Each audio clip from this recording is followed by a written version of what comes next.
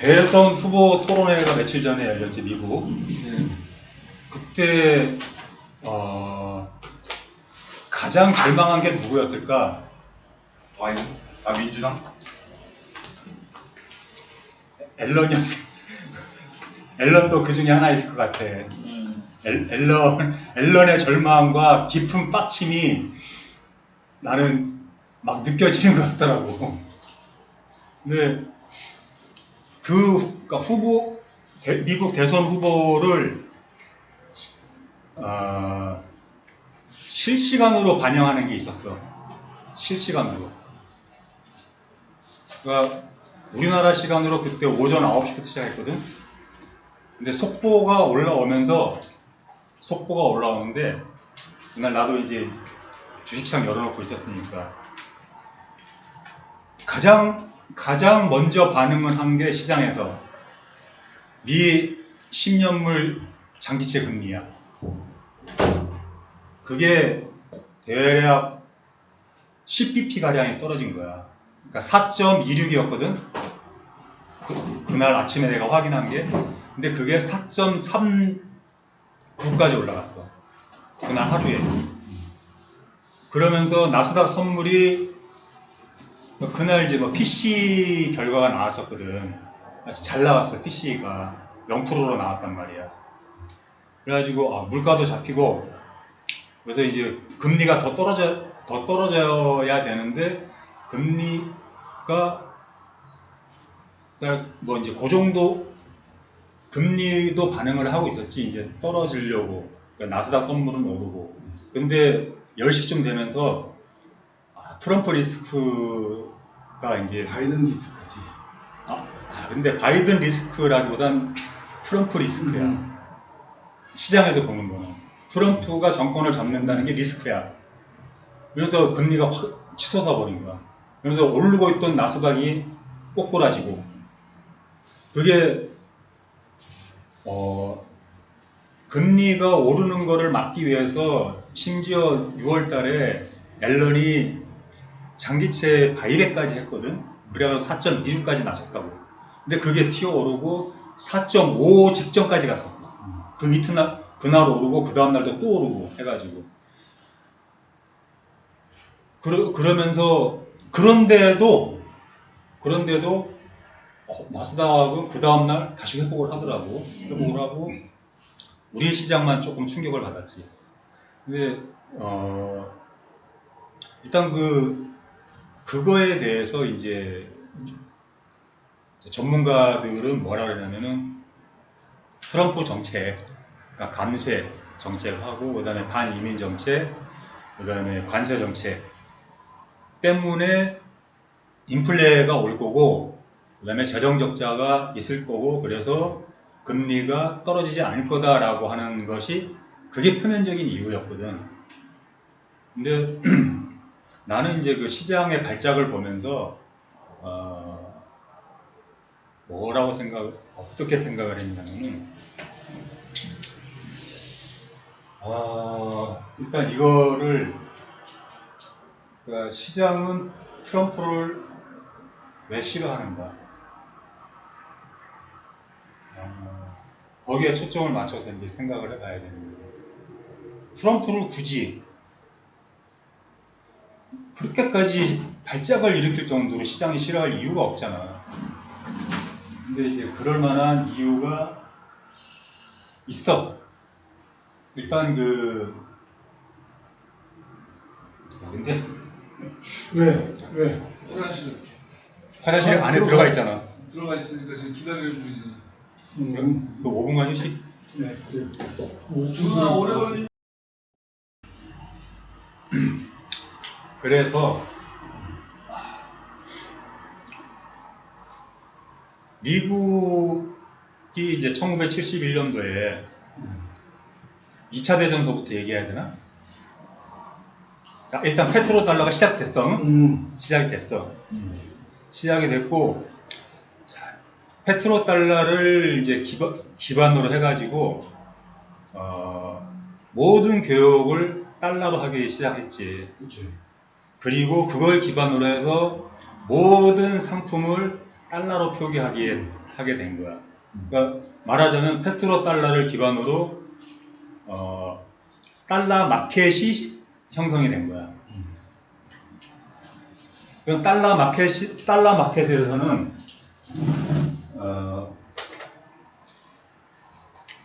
교역에 필요한 달러를 확보하고 있어야 돼, 그지? 그치. 응. 모든 나라들. 모든 나라들이. 그러니까 페트로 달러. 다음 단계가 교역용 달러. 그래서 모든 나라들이 그 교역에 필요한 달러를 확보하고 있어야 되는 거야. 그러니까 달러 수요 자체가 엄청나게 늘어난 거야. 그지? 자, 그런데 1997년도에 우리가 IMF를 겪었잖아. 이제 달러 수요가 더 늘어난 거야, 그때. 교역용 달러 외에 자국의 환율을 방어하기 위한 달러가 또 필요해진 거야. 우리나라로 치면은 한 2달간 교역하는데 필요한 달러가 대략 그때만 해도 한 200~300억이면 됐고, 요즘은 한 1000억 정도는 있어야지. 그 다음에 환율을 방어하기 위해서도 또 그 정도 필요하다고. 그러니까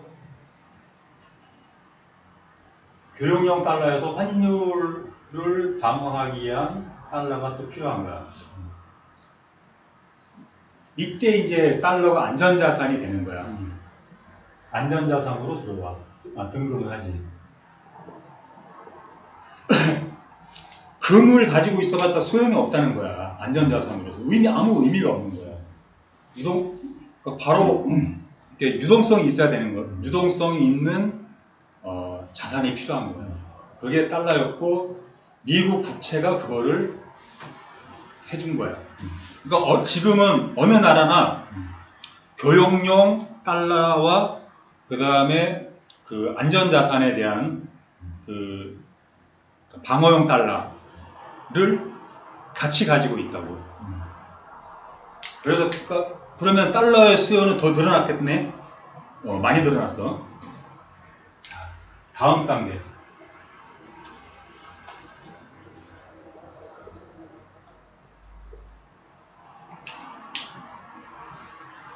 다음 단계는 뭐냐면은 이제 미국은 가맹비를 받기 시작했어. 동맹. 미국의 동맹들은 미국의 국채를 사줘야 되는 거야. 그게 가맹비지, 일종의 보호비. 어느 나라나 그러니까 교역용 달러와 환율 방어용 달러 외에 가맹비 명목으로 미국 국채를 사들이고 있어요. 달러는 더 많이 찍어냈겠지.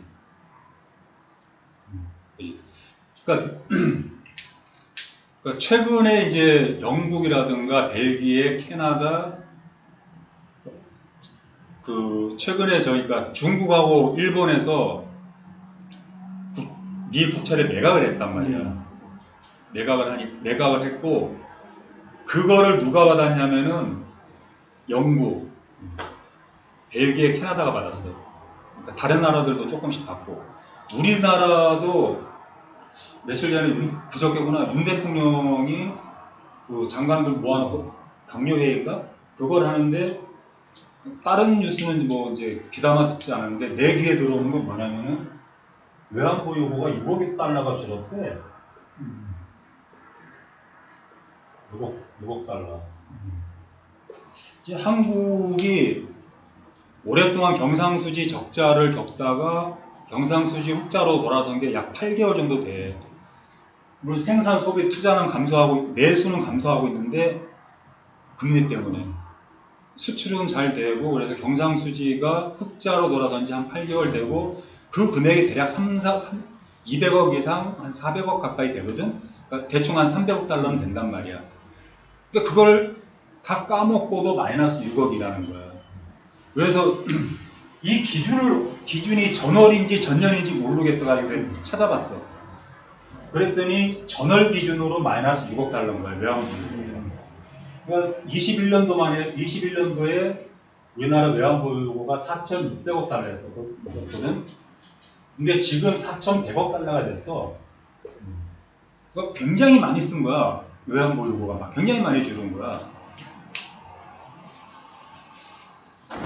근데 이 4,100억 달러 중에 3,600억 달러가 미부채야.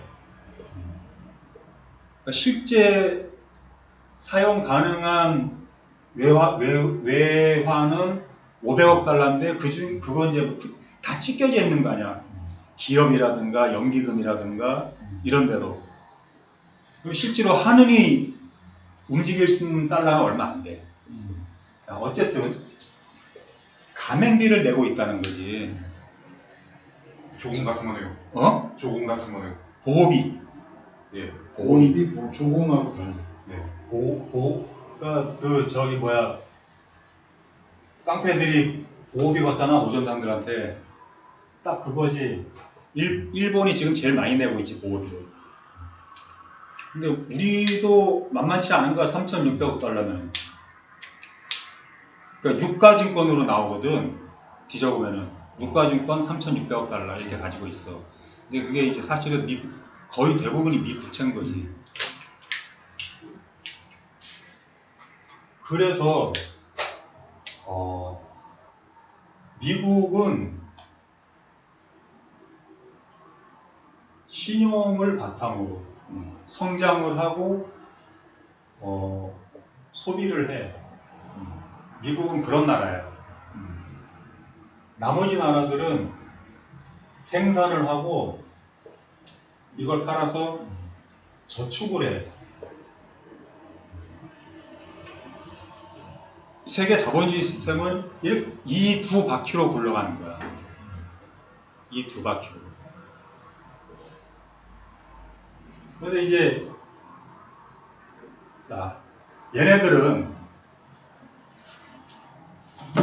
얘네들은 상품을 준단 말이야. 얘네들 이쪽으로 상품을 줘. 그러면 미국은 얘네들한테 뭘 줘? 채권을 줘. 채권을 주고. 그러니까 이게 중간 과정을 생략한 거야. 중간 과정, 그러니까 달러를 무슨 얘기인지 알겠어. 달러를 주고 상품을 사오겠지.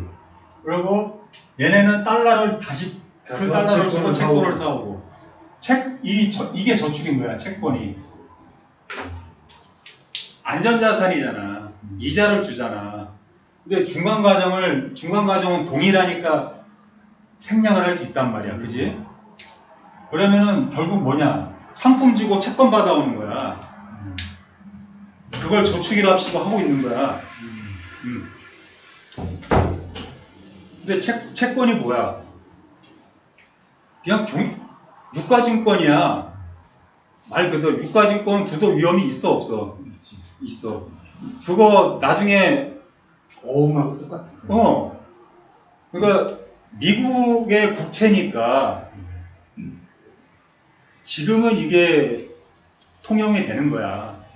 자, 근데 미국이 더 이상 보호비를 거둘 수 없는 쩌리로 된다.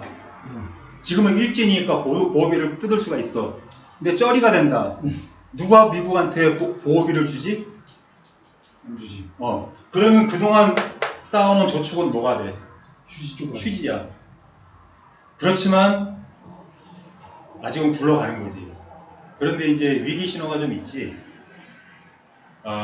미국이 2차 대전 당시만 해도 항모전단 배한청 만드는데 일주일이면 만들었어.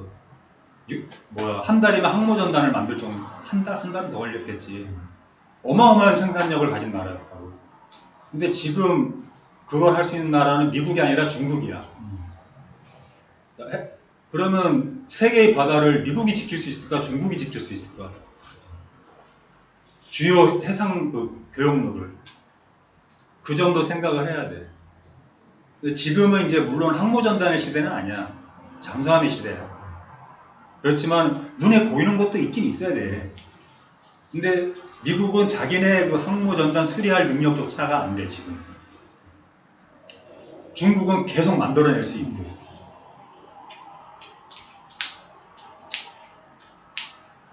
러우 전쟁 때 미국의 그 군수 산업의 위상을 봤잖아. 못 만들잖아. 유럽도 마찬가지고. 중국만이 만들 수 있었단 말이에요. 우리나라하고.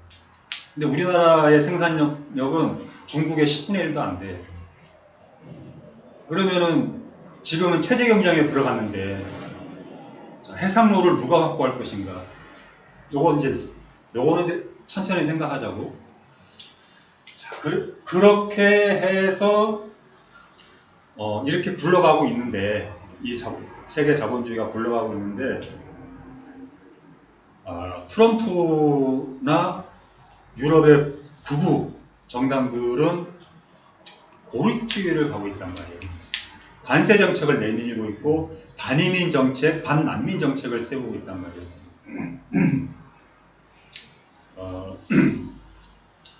미국이 내가 생산해서 내가 먹고 살겠다 라고 하면은 이 신용 사이클은 무너지는 거야. 그리고 미국이 성장하지 못하면은 이 자본주의의 성장을 끌고 갈 수 있는 주체가 없어. 쇠퇴하는 거라고. 몰락하는 거야. 트럼프가 가는 길, 그럼 유럽의 극우 정당들이 가는 길이 그 길을 가겠다는 거야. 그래서 트럼프 리스크가 되는 거야. 내가 봤을 땐 그렇다는 거고. 그래서 이제 그거를 보다가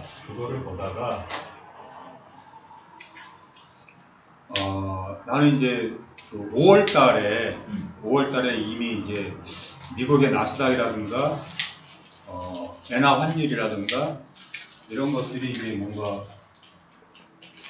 고점 신호가 느껴졌어. 고점 신호.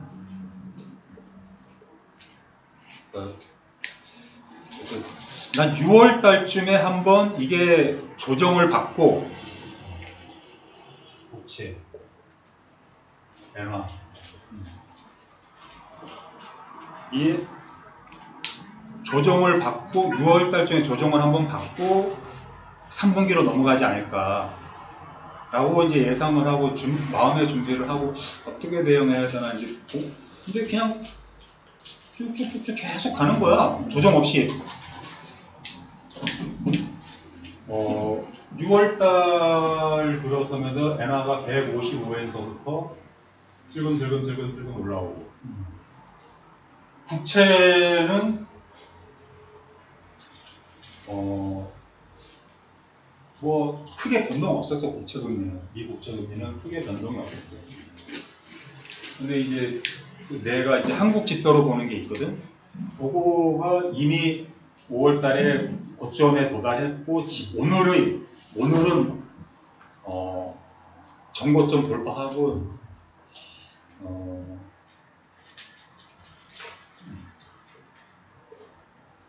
돌파했지. 그래서 근데 이제 6월 뭔가 이렇게 좀 느낌은 쎄한데 뭔가 이렇게 딱 잡히는 게 없었는데 그 트럼프 리스크를 보면서 이제 확신이 생긴 거야. 아, 국채 변동성이 생기겠구나. 그 다음에 그러면은 환율도 한번 변동성이 크게 한번 오겠구나. 그래가지고 6월 말부터 좀 많이 고민을 했지. 생각을 많이 했는데 좀 초점을 좀 이렇게 맞춰봤는데 일단 현재 오늘자로 엔화는 161엔, 원화는 1375원 요렇게. 이게 1390원까지 1391원까지 갔었어. 근데 뭔가 한국은행에서 개입을 했거나 개입을 했다고 봐야지. 개입을 했을 거라고 보고 안 그러면 이렇게까지 떨어지지는 않거든. 그러면 이제 좀 여유가 생긴 거지. 이게 지금 이게 마지노선이 160엔일 거라고 우리가 봤잖아. 160엔. 근데 161엔이 됐는데 개입을 못 하고 있어. 일본에서. 왜 그러냐면은 그 미국 재무부에서 일본을 지난달에 환율 조작 관찰 대상국으로 지정을 한 거예요. 아, 그거 열어놔야 되는데. 그래야 바람이 통해. 이런 거 같아. 그러니까 그러면서 앨런이 뭐라 그랬냐면은 만약에 일본에서 외환 시장에 개입을 하면은 그것은 우리와 협의를 거친 것일 것이다. 야. 근데 이제 그거를 말을 딱 바꾸면 뭐냐면은 우리하고 협의하기 전에는 니네 외환 시장에 개입해서는 안 돼. 라고 한 거야. 그래서 160원을 돌파를 하고도 개입의 흔적이 없어. 엔화는. 근데 이제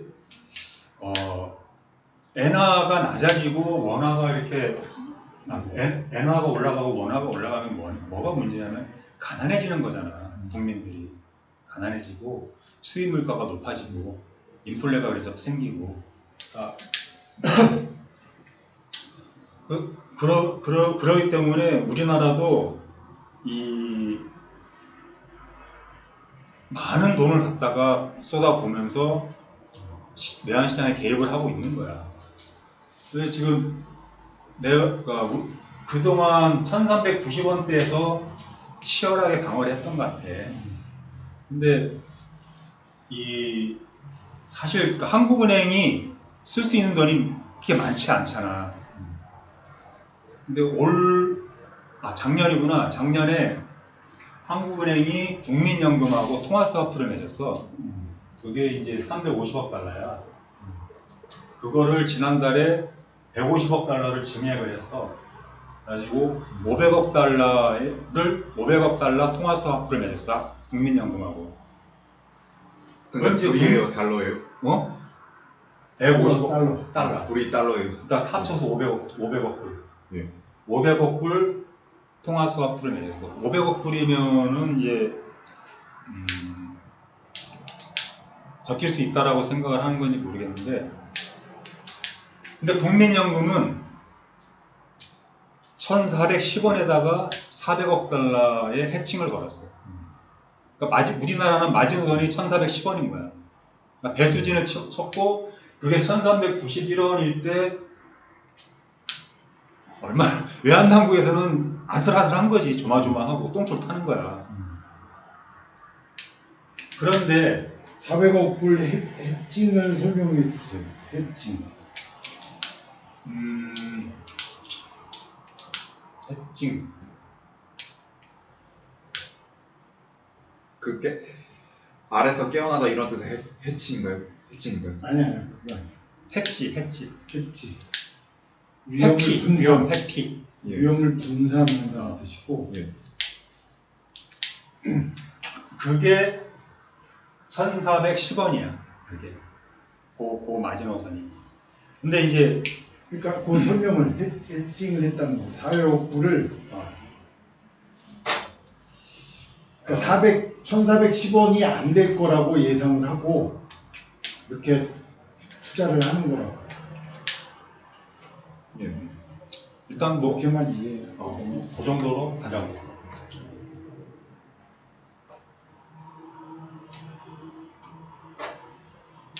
그런데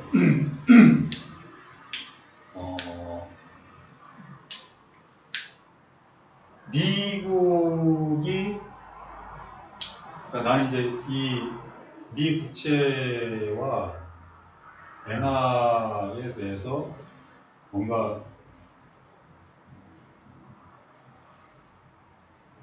딕시옷이 걸린 것 같다 라는 느낌을 강하게 받은 거야.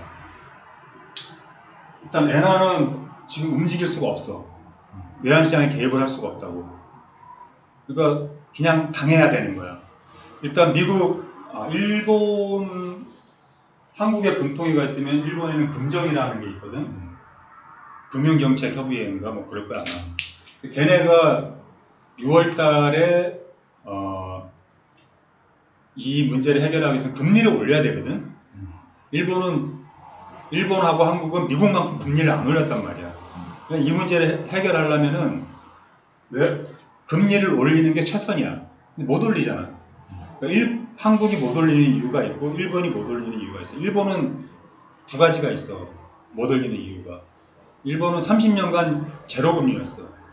그러니까 시장에서 일본은 이제 중소기업이 많잖아.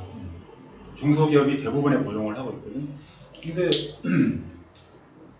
얘네들이 30년간 제로 금리에 있으면서 퇴출돼야 되는 산업들이 그대로 있는 거야. 근데 일본의 고용의 대부분을 책임지고 있다고. 금리가 올라가면 못 버티고 쓰러지는 기업들이 되게 많아. 그러니까 금리를 못 올리는 거야. 올리고 싶지만. 올려야지만 해결되는데 못 올리고 있어. 근데 외부적인 요인도 또 하나가 있어. 뭐냐면은 엔캐리 트레이드라고 들어봤나 모르겠네요.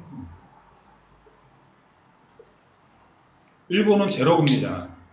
근데 미국이나 유럽의 채권을 사면은 이자가 있어. 특히 미국 같은 게 최근에 뭐 4%가 넘잖아. 그러면 일본 돈을 가지고 미국 국채를 사는 거야. 그거를 엔캐리 트레이드라고 그래. 근데 일본이 금리를 올리면은 이 돈이 빠져나가는 거야. 미국 국채에서. 그럼 미국 국채 금리가 올라갈 거 아니야. 앨런이 못하게 하는 거지. 그건 안 돼. 금리를 그래서 내부적 요인과 외부적 요인이 합쳐져서 일본이 금리를 올릴 수가 없는 거고, 그래서 지금 속수무책으로 손이 묶인 채 그냥 당하고 있으면서 일본 은행장이 뭐라 그러냐면 7월 달에 봅시다. 자, 7월 달에 무슨 일이 있냐? 7월 달에 무슨 일이 있냐? 7월 달에는 미국 장기채 입찰 일정이 있는데 다음 주부터 시작돼 그게. 다음 주에 3일, 그 다음 주에 2일, 그 다음 주에 3일, 그리고 가장 마지막 주에는 미국 FOMC 회의가 있어. 일정이. 근데 그 금액이 미국채 입찰 금액이 최소 6천억에서 8천억 사이. 그러니까 역대급의 국채 입찰이 벌어지는 거야. 그래서 지금 이제 1년 미 국채 1년물이 5%고 10년물이 오늘 한 4. 오늘 좀 내려갔을 것 같거든. 한 4.3, 4.35? 요 정도. 어제 확인할 때가 4.35가 맞을 거야. 장단기 금리가 이렇게 역전이 되어 있다고. 이 장단기 금리가 미국이 금리를 인하하면은 이게 이제 다시 역전이 해소가 되겠지. 이런 식으로. 근데 그게 금리를 인하하기 전에 이달에 나타날 가능성도 상당히 높은 거야. 왜냐면은 단기채는 공급이 안 돼. 7월 달에. 근데 장기채만 6천억에서 8천억이 공급이 된다고. 그럼 장기채는 금리가 계속 올라간다고. 이게. 매주 10bp 이상씩 올라갈 거야, 아마. 그러면은 4.45, 5, 6, 그러니까 대략 나는 4.7까지 갈 수 있다라고. 5%는 넘지 않을 거고 4.7까지는 갈 수 있을 거라고 이제 예상이 돼. 그리고 요거는 이제 공급이 없으니까 좀 내려가겠지. 요거도 뭐 같은 식으로 내려가면 요것도 한 4.7까지 내려갈 수도 있고 더 많이 내려가면 뭐 4.5까지도 내려갈 수 있겠지. 이렇게 되면 4.7, 4.7이면은 그냥 플래티닝인데 이게 이제 요게 4.5, 요게 4.7이다. 이러면 이제 스티프닝이 발생을 하는 거지. 근데 금리가 올라가서 발생하는 스티프닝을 베어 스티프닝이라고 해요. 그러니까 베어 스티프닝이 7월 달에 발생할 가능성이 있는 거야. 그러면은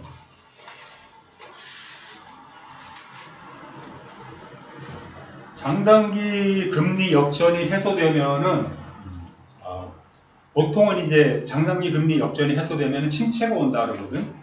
근데 이제 침체는 그 전에 이미 지표로서 나타나고 있어. 일단 지금 이제 6월 말에서 7월 초 사이에 이제 나온 지표들이 뭐 PC라든가 뭐 소비자 지수 또 고용 지수 다 나왔는데 일단 그것들이 다 물가도 더 안 올라가고 고용 줄고 실업률 늘고 하는 지표들이 이제 계속 나온 거야. 그래서 오늘 이제 금리가 떨어진 거거든. 어제 오늘. 그러면은 이렇게 그렇게 금리가 올라가면은 환율이 이제 환율이 움직이는 거지. 엔화와 그러니까 나는 원화까지는 생각을 안 했어. 원화는 그래도 막 그렇게 일단 엔화에 대해서도 엔화가 원화보다 상대적으로 저평가되어 있잖아. 그래서 엔화만 신경 쓰다가 근데 원화라는 거는 엔화가 올라가면 같이 깔려 올라가는 게 원화거든. 엔화가 1161엔을 넘어서 161엔이 넘어서면 서고 그리고 얘네가 외환시장에 개입도 못하고 어디까지 갔는지 예상이 안 되잖아. 170엔이 갈지 175엔이 갈지 왜냐면은 그러니까 7월 마지막 주까지 계속 국채 공급이 있거든. 이건 올라간다고 무조건 올라가. 그러면 원화는 엔화에 연동돼서 같이 올라갈 수밖에 없는 거지. 그러면은 환율이 올라가면은 주식은 폭락을 해. 환율이 올라가면. 그러니까 그렇게 움직인 거야. 미 국채 금리가 올라가면은 환율 올라가고 주식시장은 떨어지고. 그거는 이제 지금 고점이라서 더 특히 그런가. 고점이라서 역대급 고점이야. 코스피가 오늘 전고점을 뚫었고 나스닥, S&P 신고가를 계속 쓰고 있고 그래서 굉장히 위험한 포지션에 가 있는 거야. 위치 에너지가 너무 커. 그러면은 6월 달에 그렇게 높지 않았을 때 한번 조정을 받고 7월 달로 넘어왔으면은 크게 위험이 없는데 조정 없이 7월을 왔고 이제 국채 입찰이 어마어마한 금액이 기다리고 있고 환율은 일본이 개입을 할 수가 없고 뭔가 이게 지금 이걸 보면서 위기를 못 느끼면은 주식을 할 자격이 없는 거예요. 그래서 나도 7월 2일, 7월 3일 이틀 동안에 15% 정도를 미리 줄여놨지. 줄여놓고 물론 내 예상이 틀려야지 좋아. 이 빗나가는 게 좋은 거야. 맞는 건 별로 좋은 게 아니야. 근데 그러니까 이런 그 스토리가 7월 달에 예상이 되는 거야. 이런 스토리가 좀 위험한. 그래서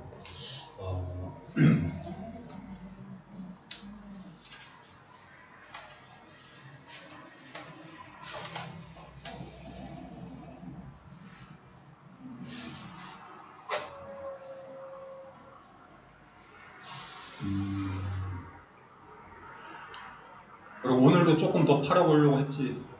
그래가지고 오늘도 몇 개 더 팔았어. 그래서 비중을 많이 줄여놨고, 이게 이제 7월, 그러니까 7월 다음 주 목요일이 한국 옵션 만기일이고, 그 7월 19일이 미국 시장 옵션 만기일이고, 그러니까 악재가 그냥, 그러니까 이 변동성이 생길 수 있는 요인들이 계속 있어. 7월 달에 7월에 한번 뭐 위기는 아니더라도 큰 조정이 오고, 그래서 지금 이제 7월 말일날 FOMC 회의가 있거든. 이때 아무 일도 없을 거다라고 다들 예상을 해. 그래서 오히려 9월 금리 인하 가능성이 상당히 높은 거로 예측을 하고 있는데, 7월에 깜짝 이벤트 가능성도 있지. 왜냐하면 지표도 좋고, 그 다음에 동맹국들은 비명을 지를 테고, 그 6천억에서 8천억 정도 되는 거를 받아주려면은, 미국으로서도 부담이잖아. 그거에 대한 이자가 얼마냐고. 이자가. 물론 사는 사람 입장에서는 이자 많이 주니까 좋겠지만은, 근데 그 돈을 내려고 하다 보면은 외환 유동성에 위기가 와. 금액이 적지가 않잖아. 다들 지금 뭐 영국이 올해 들어서만 캐나다, 벨기에 다 마찬가지야. 그러니까 빚내 가지고 미국 부채를 사주고 있었다고 그동안. 근데 중국 안 사잖아. 러시아 안 사잖아. 중동 안 사잖아. 그러니까 브릭스 속한 나라들 미국 부채 안 사. 그러면 결국 그 오손도손 나토들끼리 이걸 사줘야 되거든. 근데 이미 많이 샀어. 배가 터지게 샀는데, 한국도 그러니까 뭐 하느라고 그렇게 달러를 다 소진했는지 모르겠는데, 한국도 돈이 씨가 남았더라고. 그러니까 유동성이 없어, 한국도. 누가 건들면 픽스러지게 생길 정도의 유동성이라고. 일본도 마찬가지고. 그러니까 이거 문제가 생길 수가 있을 것 같아. 근데 굴러가려면은 사줘야 되고, 근데 트럼프가 이해 못하는 게 이 시스템을 이해를 못하는 거야. 그러니까 이해를 하는데, 그러니까 참모들은 솔직히 그래도 트럼프보다 정치권을 오래 있었기 때문에 이걸 알 거 아니야. 근데 그게 안 통한다는 거지, 문제는. 그래서 딥스테이트 그러면은 이제 상당히 음모론인데, 아주 없지는 않을 거구나.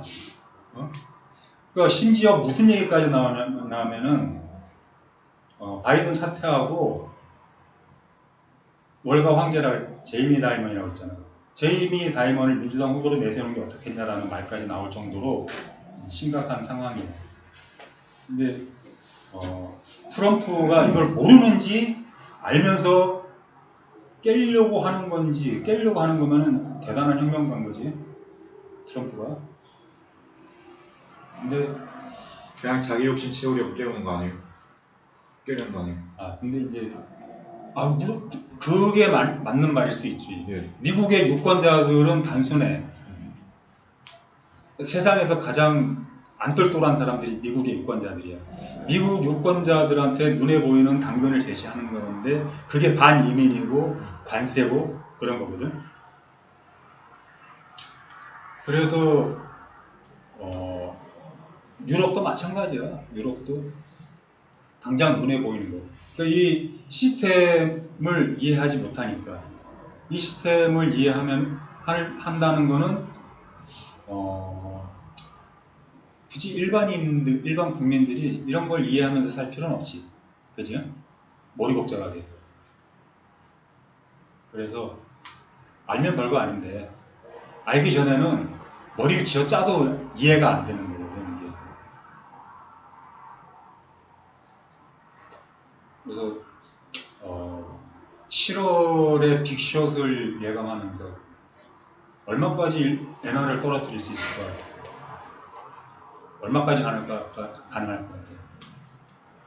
일단은 160에는 뚫렸고 그 뚫렸고 이미 마지노선은 넘어갔고 그리고 일본 은행은 손을 쓸 수가 없고 묶여 있고 170원 금방이라고 얘기 나오더라고요. 170원 금방. 한번 뚫리면은 폭포수야 이게. 근데 왜냐하면은 일본의 그 엔화를 빌려가는 애들도 숏을 걸고 빌려가거든. 여기 계속 쌓이는 거라고. 쌓여 있다고.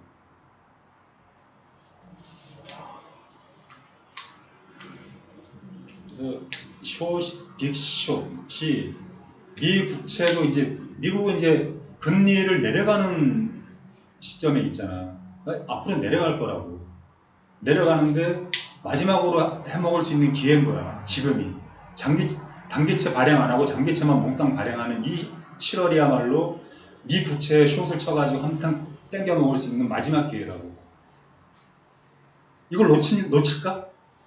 놓치기 쉽지 않겠죠. 놓치고 싶지 않은 거야. 그러니까 웬만한 1년치 장기 국채야, 발행량이. 7월 한 달에 모여있는 게. 1년치 발행량이 7월 한 달에 다 몰려있는 거야. 할만한 거지. 일정을 모르는다면 몰라도 그 사람들이 나보다 모를까? 빅숏이 걸린 거야. 미국 장기채와 일본 엔화에.